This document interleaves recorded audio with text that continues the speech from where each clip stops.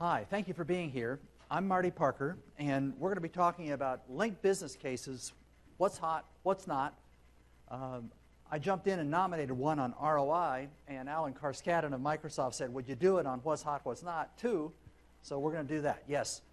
Let me explain who I am. I'm an independent consultant. My partner and I are in Unicom Consulting. We consult the large enterprises about their unified communication roadmap. And of course, you got to build ROI into a roadmap. You got to say, why do it? I'll say just two sentences about my background. I started in business as a sales trainee and then a marketing representative for IBM.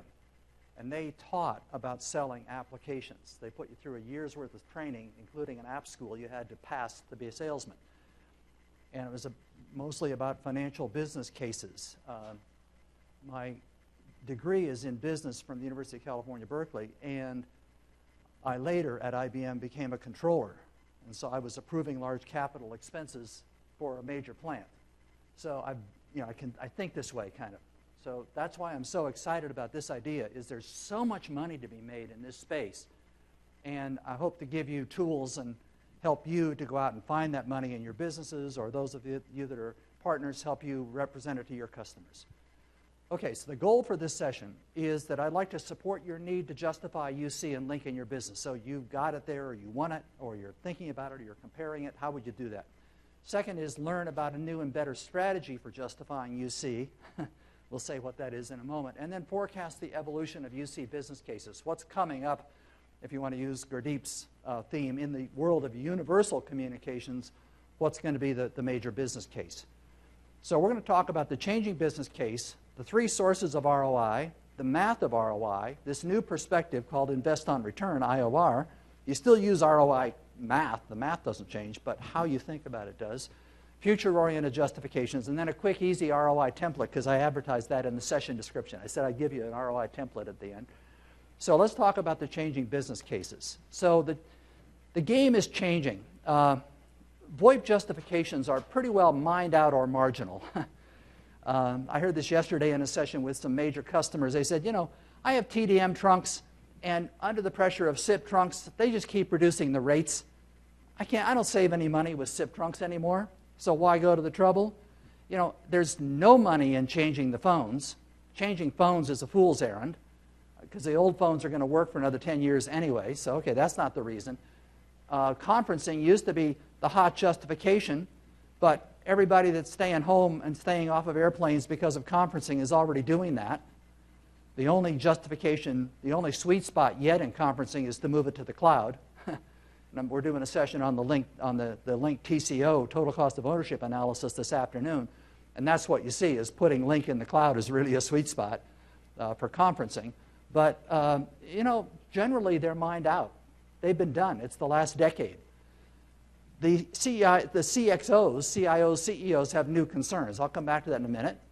Apps are the new modality. And by apps, you can get confused between the word applications for UC and apps, and I'm kind of meaning apps the way we're thinking about them. I mean, Gurdeep talked about, you know, being in our personal lives, but, you know, the personal life is all about, you know, apps on a piece of glass. So what's that personal life going to look like in a business context? You know, how many of you know are in your own businesses or in your clients are seeing the business workflows reduced to apps? Any of you? Well, there's a lot of money in there, because you'll take a lot out of the workflow, you'll make a lot of money, and the people will know how to use them immediately. It's an app. So this is a new modality. Devices are the new desktop. I mean, guess what we just saw? Disruption is the new normal. I'll show you that in one of the concerns. But if your business is not thinking about who can come along and take your business away from you with some new disruptive model from any country on the world, then you're not thinking broadly enough, because that's the game. And then traditional ROI is passé. You're going to need to think about investing on return. Now, as to the business case of the future, what this leads me to see, and I see it with my clients too, it's pinpoint targeting. Show me a specific return for a specific user population that's going to change some specific activity. Pinpoint accuracy. And you know, in the past, the vendors, even including Microsoft, have said, well, let us come in and change all your enterprise to VoIP. Let us change all your enterprise to UC. And that was not pinpoint. That was whitewash, broad brush. And so it was hard to justify. But when you get pinpoint, it's not hard to justify at all. And you might say, well, then I'm going to end up with a bunch of little implementations of Lync. No. You may start, if you've got a 5,000 employee company, you may start with 500 people on a specific pinpoint app, but then it'll grow because the next department will want one, and then the next, and then the next. It's a very smart way to go. I've got some very particular use cases of that. I won't diverge here, but it works. Extreme speed. They want to know that it goes in quickly, that it's going to be limited risk. It'll have unbounded upside. So if you can do something in one part of a business or a government or an educational institution, whatever, you do it in one place to prove it, then they say, oh, and if it's something that's extensible to other parts, then you've got unbounded upside. So you prove it here quickly with low risk, with low budget, high return, and then I can extend it. And then finally, it's flexible. Maybe while I'm doing it, but if you move quickly, it doesn't matter because flexibility is more of a long-term view. But can I adjust it and meld it and mold it to the shape of my business as it grows and as it evolves? So this is what it seems to me is the business case of the future. This is because of these concerns. The CXOs, and this is, there's surveys out there every year. People put out surveys of what are the top concerns for 2014 or 13 or 12 or whatever. So concerns that people are saying are on their minds for 2014 from a survey of CEOs is, I want to leverage the core knowledge and competency of my business. What they're realizing is that the asset of their business is the knowledge that they've instilled in their people or that they've hired with their people. So they want to leverage that. They want increased responsiveness to change. They know the world's changing. They know they're going to be pressured in different ways. I want to be able to respond. I want flexibility in my workforce. I want to be able to move work around. We heard that from the law firm this morning. I want to move work around to where I can get it done quickly and get back to the client and bill them, by the way. It's time to billing for them. The faster they can do that particular legal matter, contract, whatever it might be. I want the increased ability to innovate, so I want to be able to use talent from anywhere. This is why social for business is showing up. That's more of an IBM theme than a Microsoft theme, but social for business is showing up. And we heard about social a bit from Gurdeep today, but certainly IM and Presence have enabled that in most companies beyond email. Unexpected competitors, that's one of their concerns, is I don't know where I'm going to get blindsided, because people are inventing things, as fast as they can. I need to be able to respond. That's earlier on the list. And then economic and regulatory factors. I've got to do all of this in the context of the laws. And, as much as, say, in the United States, we think about, oh, we're over-regulated and so forth. I mean, go to India and try to do telecommunications. I mean, there's government regulations there, too. Every country has them. So it's not like you can be in one part of the world and not care. So these are the things they care about. I mean, there's no telecommunications on this list. And even the Gartner top 10 list of CIO concerns this year doesn't have any communications on it. It's about big data, it's about infrastructure, it's about cloud, it's about, change. And it's about the predictability that Gurdeep talked about. So UC&C, Unified Communications and Collaboration, is kind of industry buzz term. I guess we'll have to call it now universal collaboration, communication collaboration, can focus on employee effectiveness. That's one of the items on that list.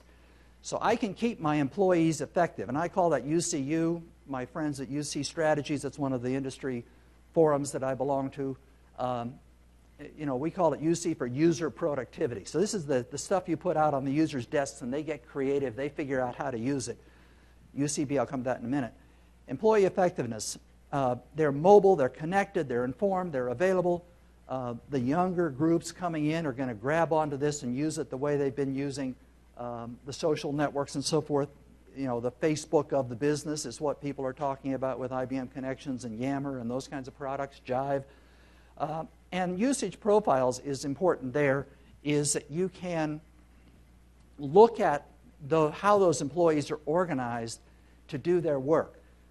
Unicom Consulting, our firm, when we work with a client, we usually ask them for permission to go out and interview their lines of business and find the patterns.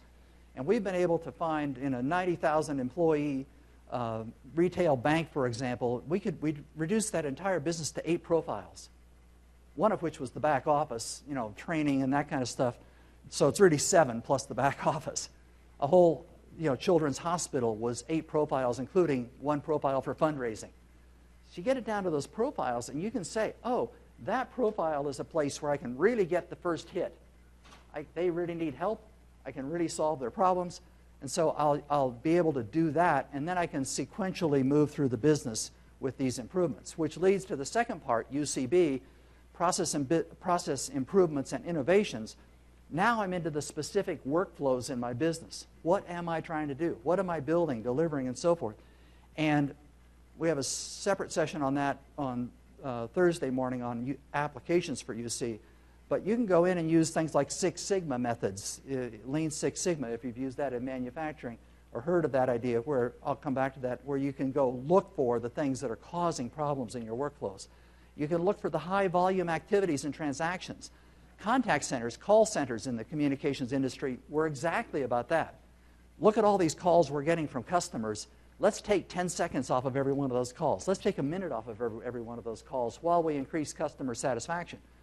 Call centers are only there because they can make a business case for them. They're all business case driven. Okay? So that's still hot, by the way, but we're going to take it into new territories. And then high-value collaborations and exceptions. So the high-value collaborations are when I'm inventing a new product or I'm designing new products and that sort of thing. The exceptions are one of our clients is a major railroad. And one of their major UC use cases is what happens in a derailment. Okay? If I get a derailment, then I've got to put that train back on the track. But besides that, I've got to talk to dozens of fire, safety, police departments, communities. I just have to look at the whole zone that might be impacted. If I've got chemicals on that train or whatever, all sorts of things kick in that are all about communications. And so that's an exception, you might say. They don't plan on that, but they've got to have a process to respond to it. So they can make a lot of money by having that go faster.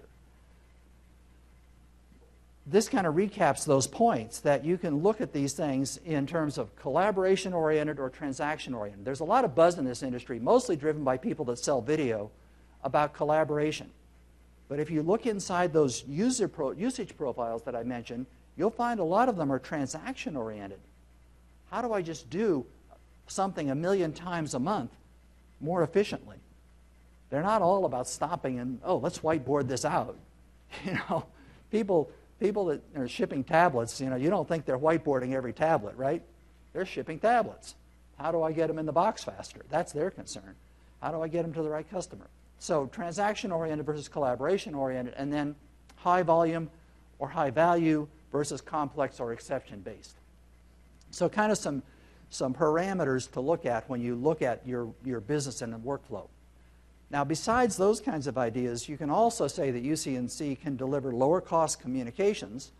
By the way, I've written white papers about this, that I think SIP trunks are an interim solution.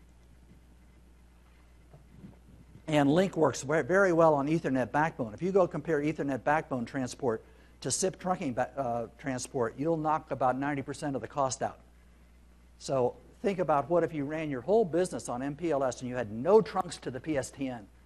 You let your MPLS carrier put the trunks into the PSTN whenever a call had to go onto the PSTN because you absolutely couldn't federate with your business partner. So just redesign that. Optimize cloud premise hybrid. I think the world of the next 10 years is all going to be about hybrid. And so you'll find some really sweet business cases by consuming a piece of the stuff in a very attractively priced cloud solution like conferencing, but connecting it up to premise where it's more complex or it needs to talk to back office applications. Increase reach, so presence in IM and UC federation for your clients, partners, supply chain. And then, why is that repeated? For partner. So one is more the business side, and the other is, I intended to be more the consumer. That seems like a typo to me. But anyway, you want to be federating and reaching out into the world. And the Skype idea that we heard about in the main session today is just another example of that. Thinking about Skype as a way to reach your customers instead of a contact center. I mean, you all saw the demo today, right, of Bing with voice-enabled Bing. I mean, you notice that they bypass the contact center, right?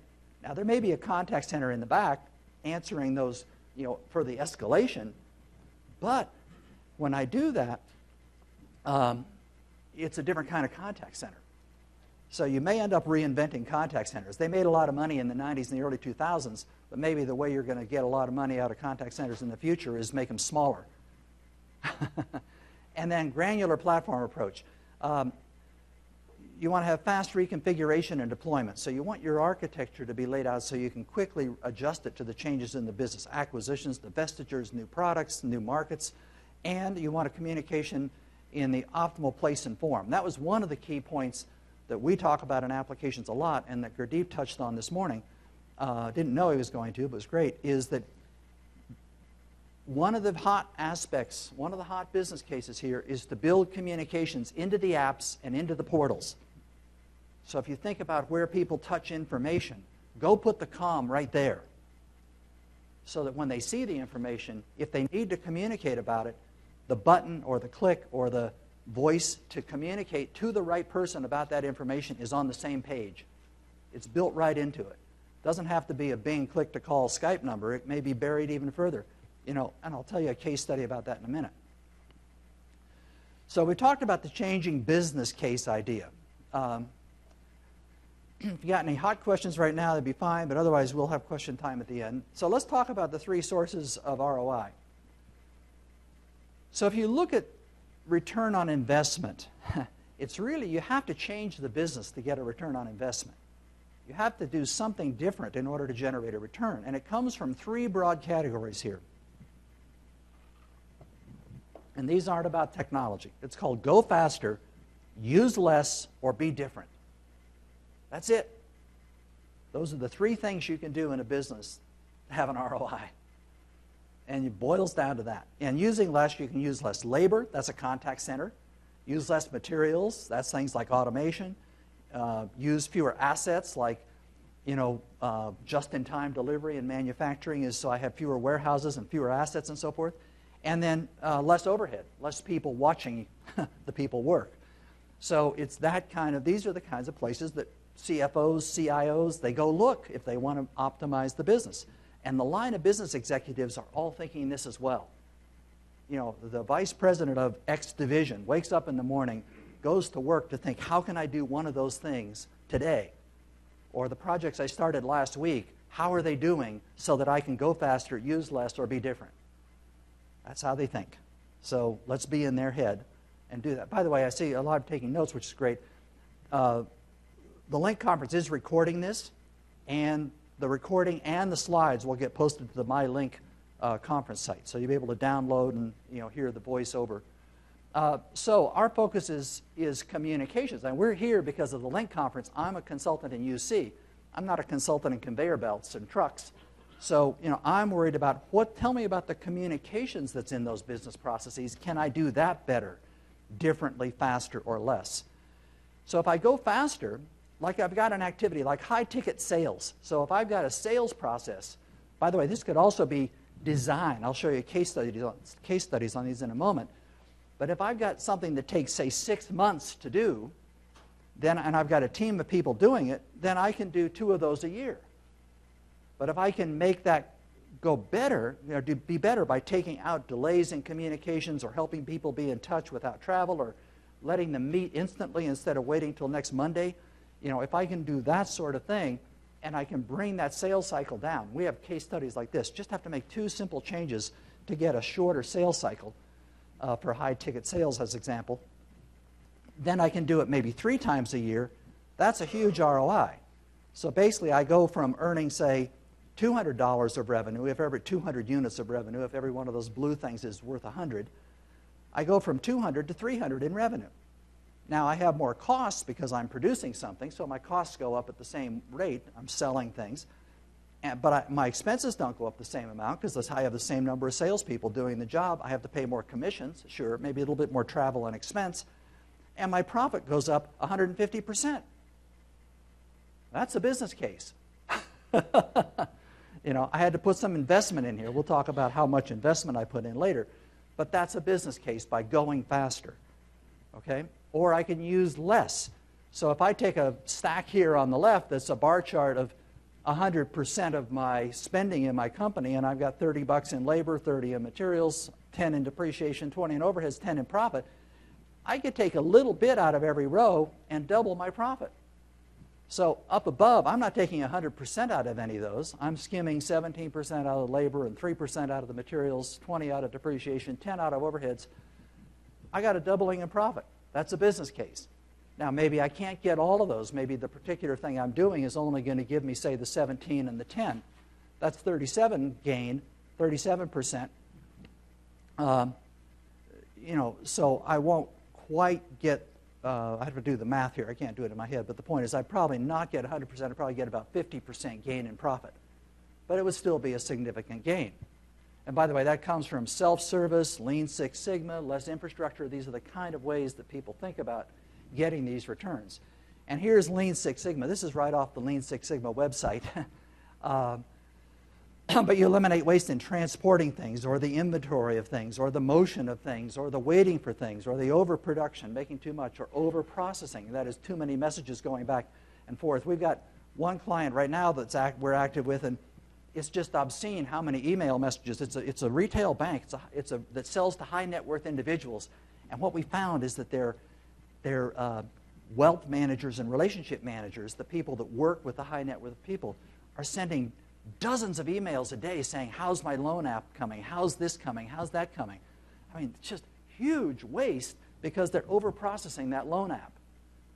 That loan app, for example, if they're trying to finance the person's Ferrari or their new home or whatever, that's what they do.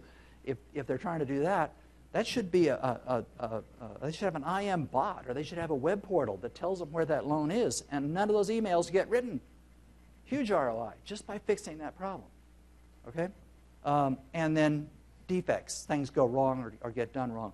So communications-enabled business process, that's the first time I've said this term, but you'll see this term commonly in the industry. It's something Gartner invented back in 2003.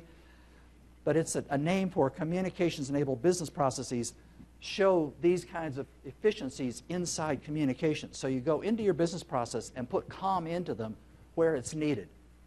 And again, we saw some demos of that in the main session today. I didn't plan on that, but they did. Or you could be different. Here's a bunch of companies that are different, but here's Southwest. And look what they did. They basically said, we're not going to be like the other companies, so we're not going to check your bags interline. We're not assigning seats. We're not having any change feeds. We won't serve you food, and there are no travel agents selling our stuff. So the only thing we're going to do the same is we'll sell drinks. Oh, yeah, we'll fly you where you want to be cheaply and on time. It's a bus with wings, So they sell a lot. They've been the only airline company that's been profitable through every recession we've seen in the last 15 years. Because they're different. Now, maybe that's not where your company is trying to be, or if you're a partner where all your clients want to be, but that's another possibility. Is you can say, I'm going to use Lync or Lync with Skype, and we can use this in such a way that you will be different to your customers.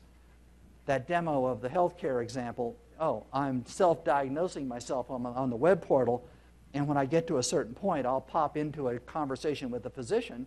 That would be different, right? And the laws are changing, by the way. In California, the law is now such that the doctor can bill for that video interaction. It used to be I had to go to the doctor's place, but now in California they allow them to bill, and I think Medicare is passing laws like that too. So anyway, it's that these are the three broad ideas. Go faster, use less, be different. Okay? Real easy. Hard to find it sometimes. It's hard to get inside your business. It's hard to get outside IT and go talk to the line of business users. But if you go ask and keep asking, they'll tell you. Let's talk about some case studies here. So my partner and I, Don Van Dorn, and I did a white paper for Microsoft on this about 2 years ago, and it's still up on the Microsoft site. It's on our website as well. And we said, if you look at communications-enabled business process, you try to say, where are people doing this? Here are the 7 places that you find. So you find optimized resource utilization. So I'm going to use communications to optimize how I use resources. I'm going to give you a case studies examples of every one of these in just a minute, so I'm not going to dwell on them.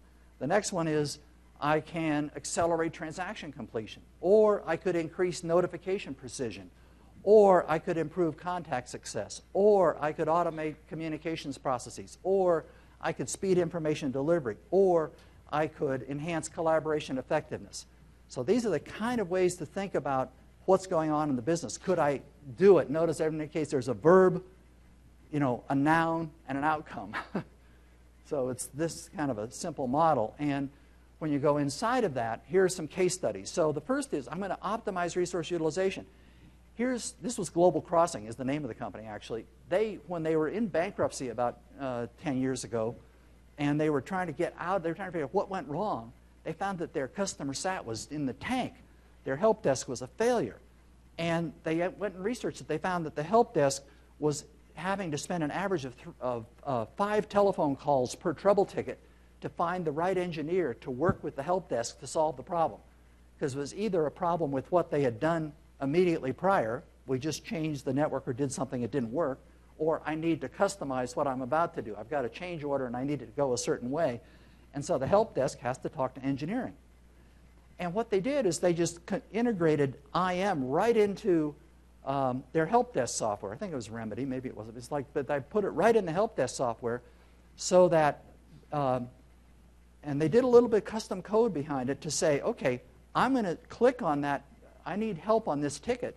And if it's a ticket that was already, something that's already been done, it's going to say, is the engineer who did that on shift and available? Because I got presence, right? On shift and available. And if so, they open up an IM chat with that engineer. And they paste in, the software pastes in the trouble ticket text right into the IM chat. No typing, click. And now they dialogue on that chat, and they can usually solve the problem. They're down to where they have a live voice conversation, not 5 times per trouble ticket, 0.3 times. So 70% of the time, they don't even talk. They just solve the problem. And if they don't, if the person they need isn't on shift and available, there's an algorithm that says, okay, what skill is needed for this ticket? And find that skill on shift now, available.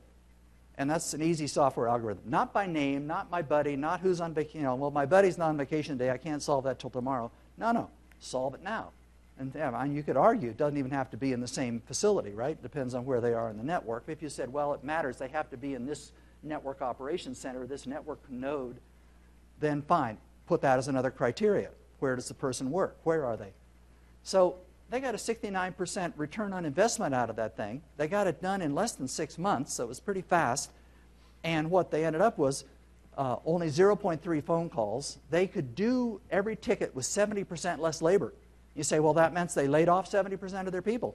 Actually, they reassigned 30% of them, and the rest was sucked up by growth over an 18-month period. So they were growing the business now that they were back on a recovery track. So some people got reassigned. They didn't have any quote-unquote layoffs, and customers were served 80% faster. So nothing wrong with that picture, right? That's an ROI. Another business case is accelerate transaction completion. So here's a mortgage company in Fonavit in Mexico. It's a Microsoft case study, but they basically started answering questions and getting approvals and so forth on mortgage applications using IM and presence instead of phone calls and meetings or walking around. For a 4,000-person company, they increased their loan capacity annually by 30,000 loans processed. And the ROI there was close to 200%. Okay? The next one is increased notification precision. So here's a utility company. Their name is Connexus. And they basically, when the power goes out, they have to get a crew of the proper talent of people together to go fix it. And by the way, if you're a utility company and the power is out, the meters aren't running, right? So you're losing revenue. The customers aren't happy either, but you're not billing them because the meter isn't running. So they found that they could assemble that team 2 hours faster for every event by using an automated bot to go out through some rules and through multimedia techniques that are available in Lync to go out and ping the people, get the responses, and therefore assemble the team that much faster. So that 2-hour difference gave them about a 53% return on investment, besides the customer sat, by the way. These are hard dollars. Improve, and by the way, it's a combination of less labor time, because if you don't assemble the team promptly, people are hanging around getting paid while the others arrive. And it's a result of earning more revenue because they can turn the meters back on sooner. Improve contact success. So here's a branch bank environment. They want to increase, this happens to actually be a Cisco business case, but they wanted to increase revenue in the branch bank. Well, they didn't want to do that. They wanted to solve a problem. The problem was people were coming into the bank wanting to do fancy things like reverse mortgages and things that the tellers don't know how to do. And even the local supervisor, the platform manager, isn't authorized to do.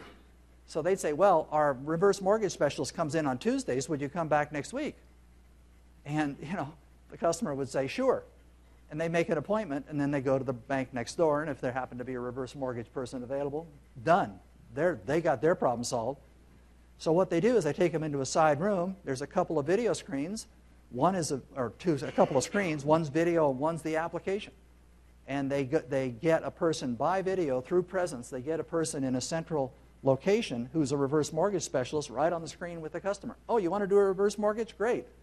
You want to do a refi on your home? Great. You want to do an auto loan? Great. Those are all different kinds of experts. I don't have to wait for them to come around. I take you to the expert right now. Kiosks, we know companies in Europe, they use a lot of kiosks in banks for that same reason. Okay? So that's a very high ROI on that one. Automate communication processes. Here's an insurance company.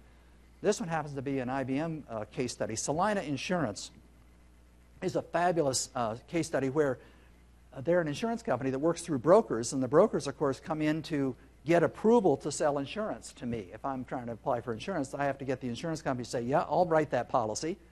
And so they come into that.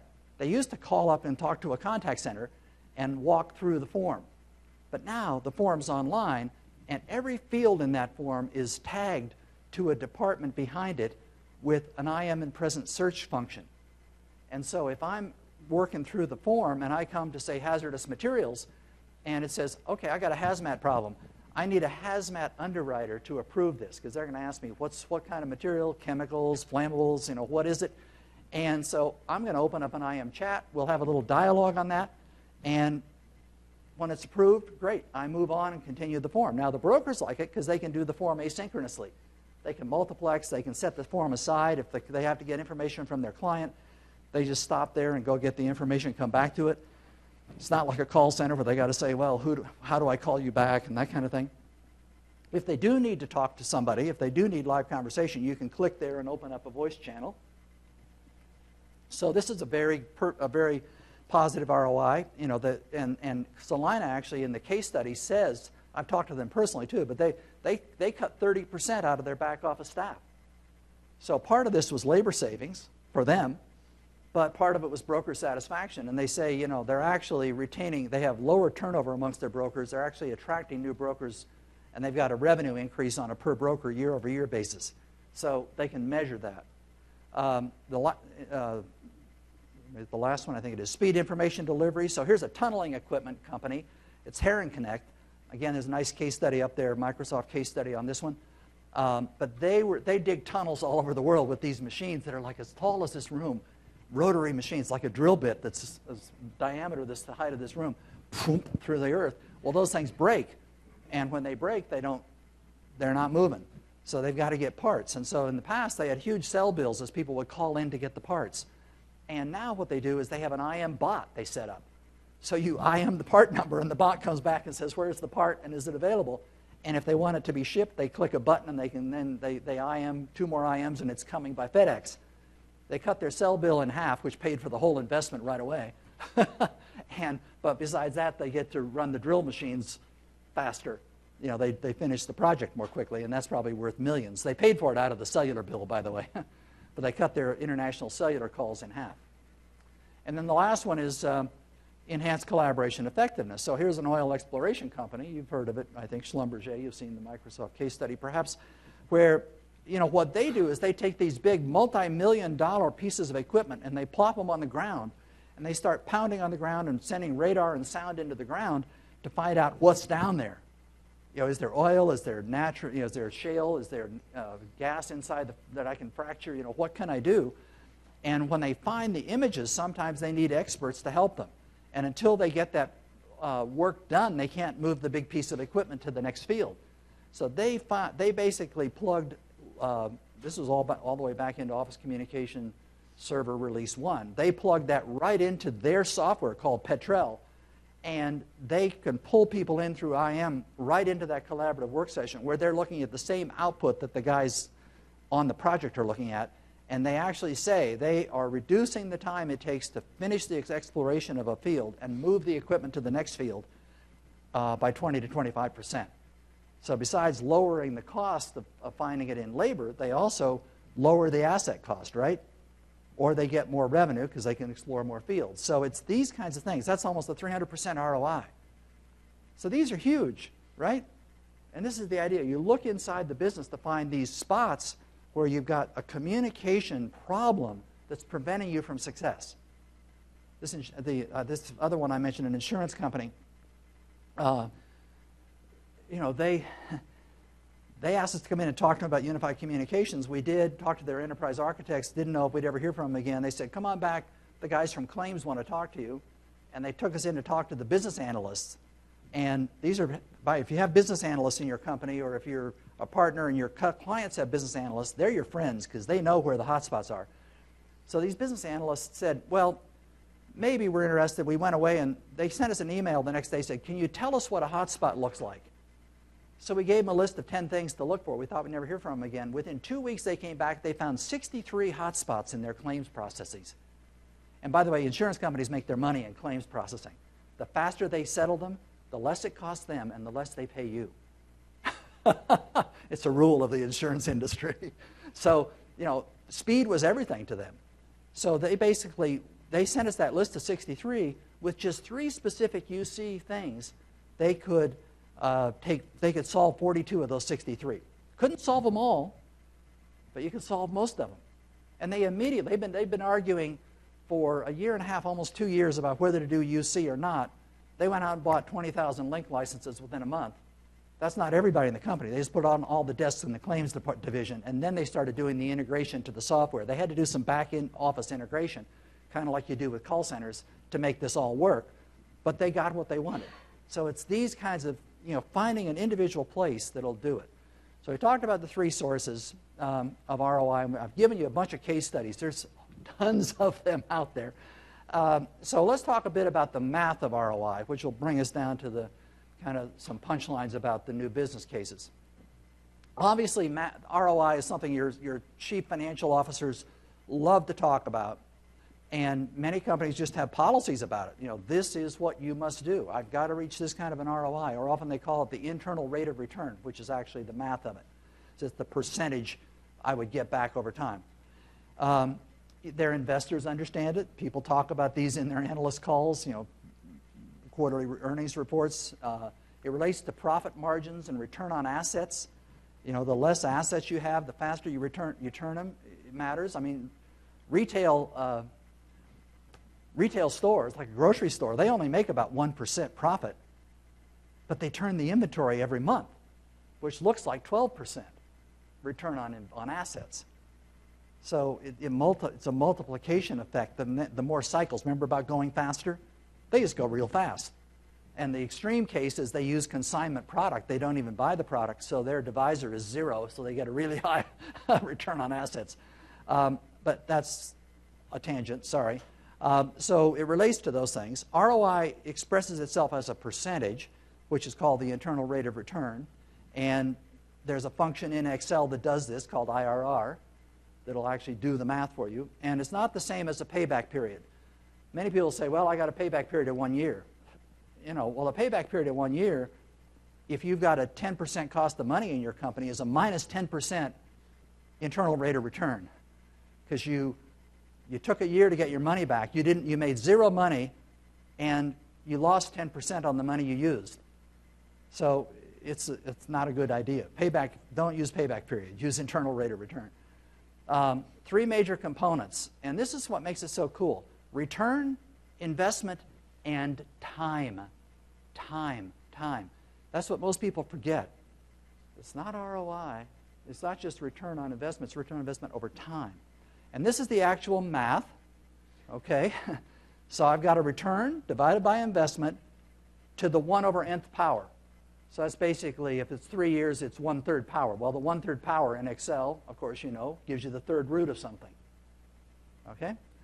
And minus 1. So you do the math, with the investment still in it, and then you take the investment out at the end. So here's how it looks. If I've got a return of $10 on an investment of 100, by the way, not 10, and it takes me 2 years to do it, then my return is 10, my investment's 100, I got 2, 1, it's the square root of that number, I'm going to get a minus 69% internal rate of return, right?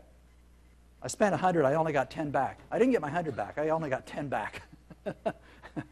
So, that would be not a good deal.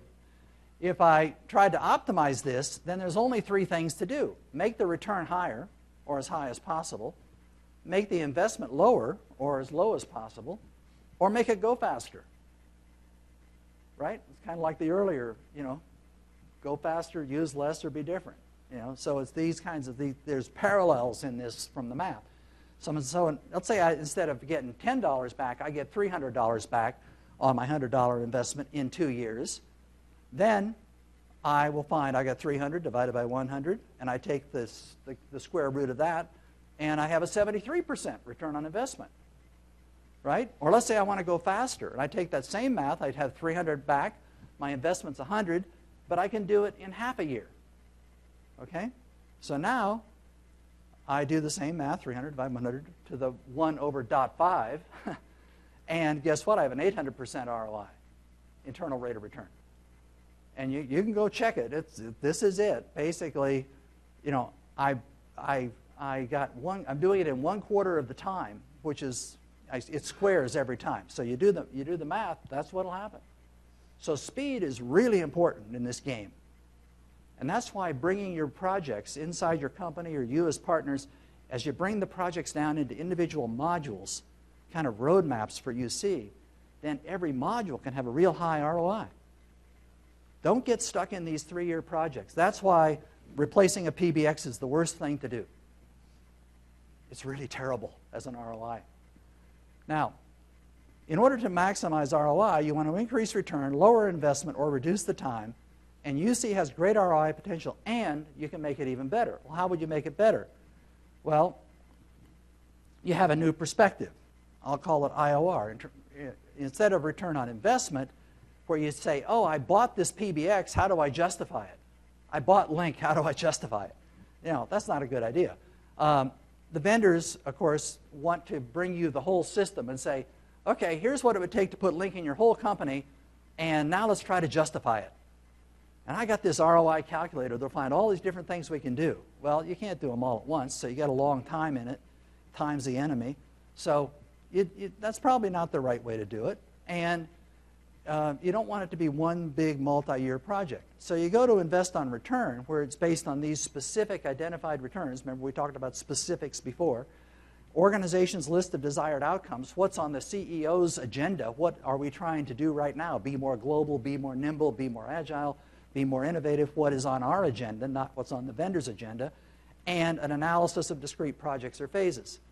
And every one of those case studies I mentioned, by the way, Global Crossing and Phonavit and so forth, I mean, they were trying to solve a problem in their business, not a technology problem. And so real-world examples, if I take and I can find data like, this data comes from places like vendors' websites, not just Microsoft's, but many vendors have case studies talking about, I'm going to replace your entire old PBX with a new IP PBX with UC, or I'm going to replace your entire PBX with a Lync system with enterprise voice. You're probably going to end up with about a 35% ROI, where you spend 100, you can say these are percentages, normalized, but 100 is a base unit, and I'll get an increasing amount over the years as, I get through the learning curves and the adoption curves and so forth. But if I break that system down into its component parts, they're not all equal. So if I take, and by the way, on the left column, it adds up to 100. So if I take that 100 that I spent and split it out, I'm going to find that, if I spend 15 bucks of that 100 on phones, about the only thing I'm likely to get, maybe I'll get a reduction in some add, moves, and changes costs. Maybe. And I'm probably going to have a minus 12% ROI. The big ROI in this chart is I am in presence, because I'm out changing the business by, using these tools like Global Crossing did, and writing some code on the back end to integrate them into my Remedy help desk system and so forth. So now look at that number. Or conferencing. And not conferencing. Sure, I can save some money by keeping people off of airplanes, but if I can use it to explore an oil field faster or get a new drug to market or a new product developed or whatever, that's going to be worth a lot of money. And we'll come back to that in a minute. So you see the differences. They're not all, all ROIs are not equal. And if I come down and make this, I go from just raw technology down to solutions. Resource locator would be like Global Crossing, or communication in portals. I put the comm in the portals where people are, or communication in a line of business app. And by the way, don't think this isn't happening. Salesforce.com is actually building really competitive communications technology these days, starting from social. And why are they doing that? Because they're automating the sales job. They're not automating the PBX. They're automating the sales job or the service job. Just watch. They're doing it. Which means, by the way, your customers are being taught how to do this by other people. You want to be the people that teach them. Or if you're the customer, you want to be you don't want to be stuck in IT while the sales guy is reinventing the business with a new kind of communications technology called Salesforce.com. Okay? So the new work or a new workflow. Designing a new workflow, by the way, may be one where you say, oh, I'm going to spend more than any of these others, and I'm not going to get returns in year one because it'll take a while to rework my workflow. This was the insurance company case with claims. It was going to take them a while, but the ROI was still going to be really positive over that time.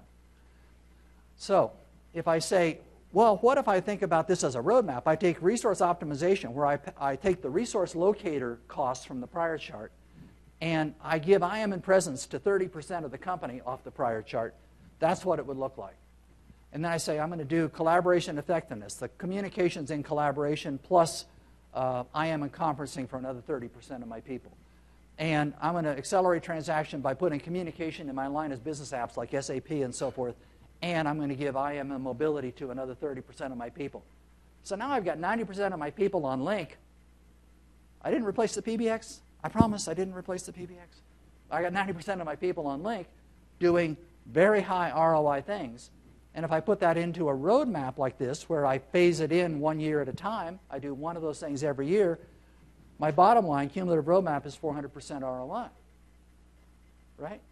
And you say to me, well, Marty, you're wasting my time. You're going to cause me to change my Lync system once every year, and I got to put in my overheads into the business case. It's going to put additional costs because you've broken my roadmap. You don't get to just do it all at once and move on. Well, that's right. So what if I add 50% to the investment cycle of every one of those things? Fine, I'll give you 50% more money to do it. I still have a 287% ROI down there at the corner. So you see how my mind works from working in a controller's office and that kind of thing? I mean, break it down into pieces. Do not try to eat the whole elephant at once, Do this thing in pieces where every piece is making sense to the line of business. Every piece is advancing the business. Every piece is paying for your investment in IT or your investment as a partner. And by the way, these numbers here that we're talking about are not just the numbers, if I were to go back to the prior chart. These numbers in here, like that 80, that's not Lync technology. There's professional services in there or internal development staff, whichever, if you've got it, I don't know whether you buy or make your own apps development and integrations. But, plan to spend some money on those. I mean, I'm not saying they should be for free, but when you get all done, it makes sense. And we see this in the case studies, kind of a broad brush view is looking at this from a UCB, the business process idea I mentioned earlier. We've been tracking this for years, and you're getting almost an order of magnitude more than the kind of savings that people talk about in terms of kind of UCU. Just put unified communications on people's desks, and they'll figure out how to use it more effectively. Okay? So, with that, the roadmap example, phase 1, I'm going to enhance sales and services. Phase 2, using contact management, mobile information delivery. These are from that list of 7 previously. I might do phase 2. I'm going to improve time to market with collaboration acceleration. Then I'm going to optimize operation by common enabling portals and resource ID. And I end up with worksheets that look like this, where I start at the top. I'm going to take field sales and service out of a 2,000-person company, typically, let's say as an example. Sales and service capacity gains. I'm going to have cell phone expense savings. And so I might support 200 salespeople and 400 services people out of my 2,000 employees. I'm going to give them a mobility app I'm going to give them a PBX or desk. I'm going to replace their phone typically with a UC solution, and add mobility and IM services to be in touch, kind of like Global Crossing did. It's going to take me 2 to 4 servers to do that. A gateway. I might have a half of a DBA to install it. I might have a half of a help desk as part of the investment. Actually, those would be ongoing, and that's how it's designed, how the math works. I might have $100,000 in capital for that. I might have $14 per user per month for the rest of the use life cycle. If I do that over 5 years, what I get out of that is 165% ROI. So I've got a very specific project, specific number of servers, specific amount of people, or contractors through a service provider, system integrator. I can do the same thing with product development and marketing to bring new products. I might get a real high ROI there. And I might do the same thing with, say, manufacturing orders and logistics. So just keep stacking them up this way, where you look at this top to bottom as a project that's going to complete in 6 months. And you do lots of 6-month projects instead of some of these 3-year replace the PBX jobs. Okay, so if you come to that and say, okay, then what's the future going to look like, Marty? What's the future-oriented justification going to be? And I think it comes in apps and ops. Apps and ops. So the apps category, and I'll go detail on this, are resource locator, comm enabling apps, comm enabling workflows, comm enabling mobile apps. Ops are going to be conferencing, collaboration, social for internal, external supply chain, mobile users and cloud, mobile or hosted, mobile PC client adoption, streamline operations, and if you don't, I don't know if you plan to come to it, but you can always download the top UC apps. We're going to go into more detail on these Thursday, but you can look at it later if you wanted to download that if you're interested. And so if you look at these, so resource locator, tools to find the resources to maximize skills utilization. You reduce the E to R. E to R is a term that you'll find a lot in justifications. It's called expense to revenue. Expense to revenue. And every chief financial officer will know what you're talking about when you say, what's the E to R in sales? What's the expense to revenue? They'll know the number. It'll be 18.34% or something like that. And if you can say that to them, they'll tell you. Say, well, if I could knock that down by a point or two, and how would you do that? Remember earlier, if I could go from 2 sales cycles a year to 3, I doubled revenue, but I may have only added 25% in more commissions. I got the same number of employees. That will change the expense to revenue ratio by a lot. So, that faster transactions, increased revenue, or better service and loyalty. Comm enabling portals. This is where I put the communications tools in context. And I didn't know Gurdeep was going to talk about context today, but he did. In the context of their work. So they're in a SAP screen. They're in a Salesforce.com screen. They're in a Microsoft Dynamics screen. They're clicking right there. And because you're in the app, you know who they're going to call. You're not dialing phone numbers. New forms of self-service, ways to incorporate best practices, because you build these into the workflows. Then the HR people and the line of business executives, they know these processes are being done the right way. That's one of the things call centers taught us, is you can put workflows and swim lanes and so forth in place. And so you'll, again, reduce E to R. E to R, you'll shift to better methods. You'll get a better match to the source of the service. You'll maybe even differentiate your company, like we saw in the demo in the main tent today. Optimizing workflows and collaborations, same ideas. Information delivery to replace live communication. JJ Food Service is a good example of that in the UK. They actually tried putting information delivery to their field delivery guys, and they measured that down to the minute in their company. And they tried doing it with Cisco, making the agents, the field delivery drivers, into call center agents, and they found it was too clunky. So they actually scrapped that project and came back and did it in a fraction of the time on Lync. And they did this back in OCSR2 days. But, so that kind of an idea, this information delivery to keep the route drivers delivering on time, getting the best sales response. Comm optimizing mobile apps. I think there's a huge opportunity, and Lync has some great APIs to do this.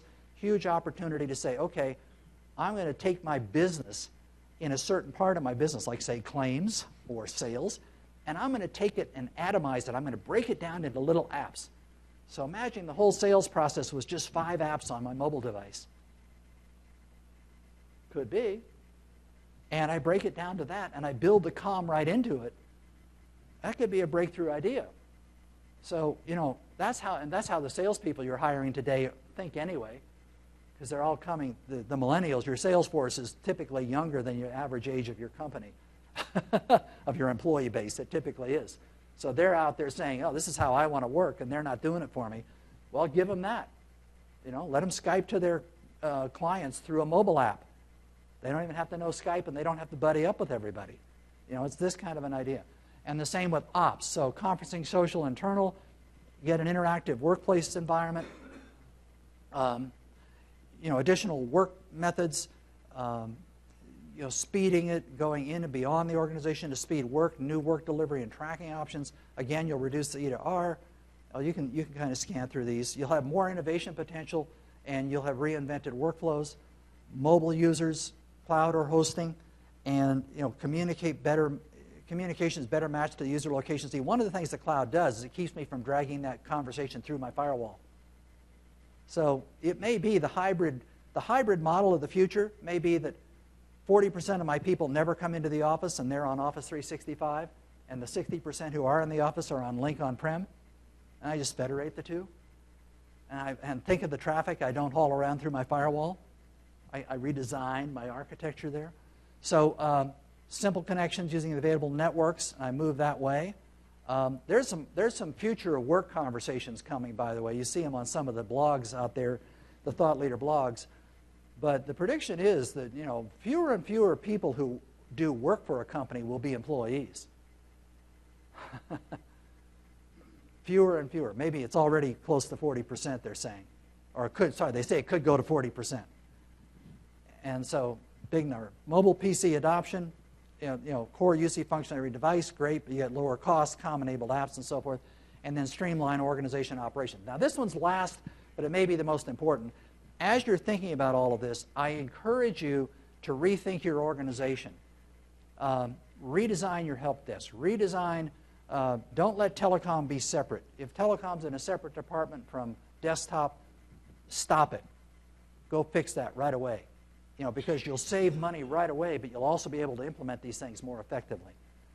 That's a preview of something we'll say under the in the TCO session later today. So, two approaches. Remove delays. So the major cost justifications for UC application ROI are to remove delays, to multiply your benefits, or to streamline transactions. And if I go back to that math idea that I showed you before, if I get the return per cycle, if I'm trying to remove delays, then the return per cycle, per transaction or per cycle, is the benefits per process or workflow. So that's why call centers could make a lot of money by taking 10 seconds off of every call, because they did 1 million calls a month.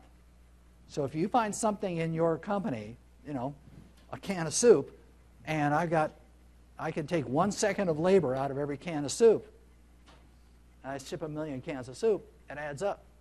So I want to do that, and so I take the benefits per process times 1 divided by 1 minus the percentage of reduction.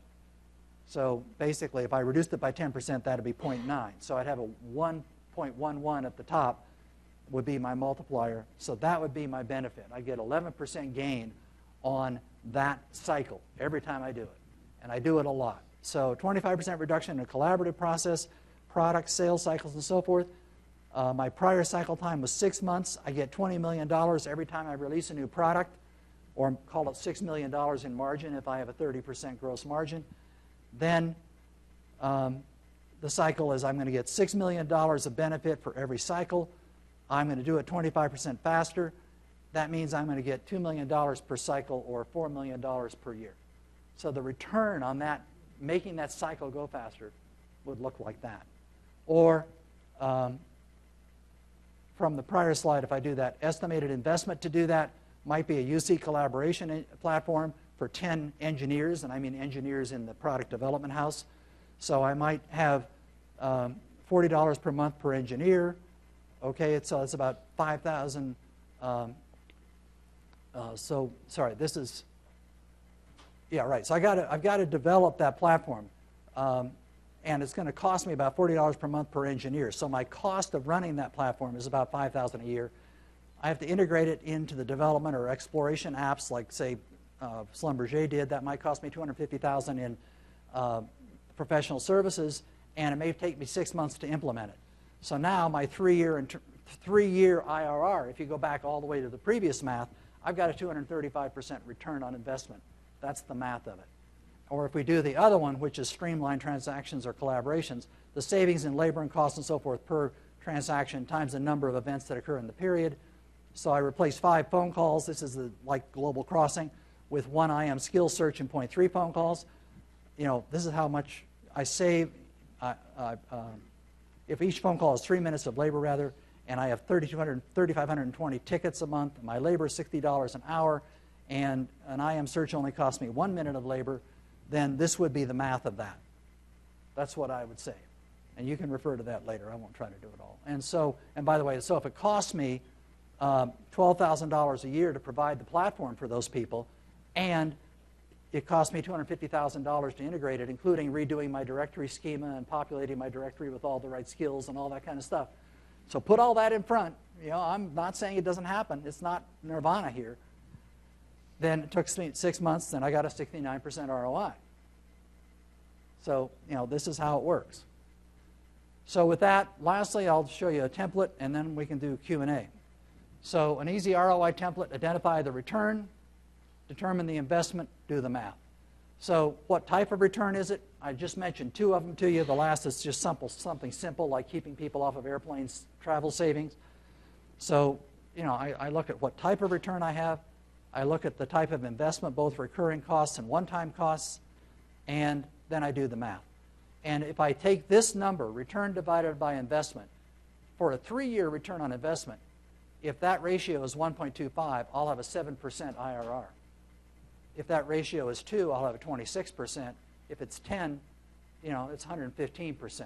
So you don't have to do algorithmic, you don't have to do exponential math to get this. There's a table.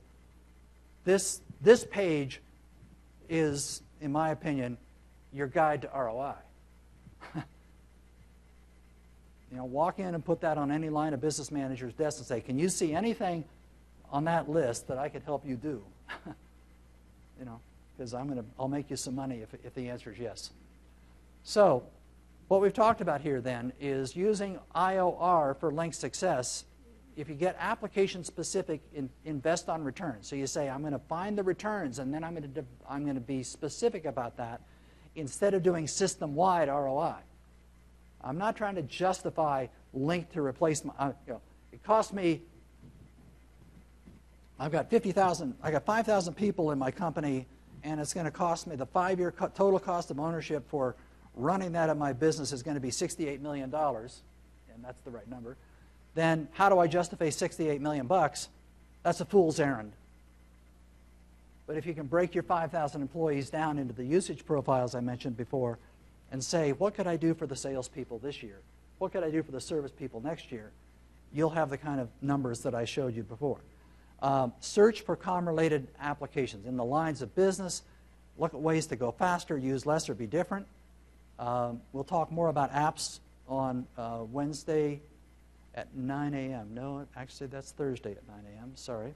And then create modular roadmaps. Less risk, shorter time to return, higher IOR or ROI, and you can claim the thought leadership. So if you're the person in your company that's saying, I want to talk to each line of business, it doesn't. They don't bite. Go out and talk to these. They wake up in the morning thinking how to go faster, use less, or be different. And if you can show up in their office and say, I bet you're thinking about one of those 3 questions in the morning. And I got some new tools. The point, of course, is that UC is new tool. It's not like the phones of yesteryear. It's a new way to do things. So you can say, there's a chance I could help you do what you dream about in the morning. Go faster, use less, or be different. Okay? So with that, I wish you the best of success with ROI and with justifying your business cases, and I'd be happy to take questions. We've got time to do that.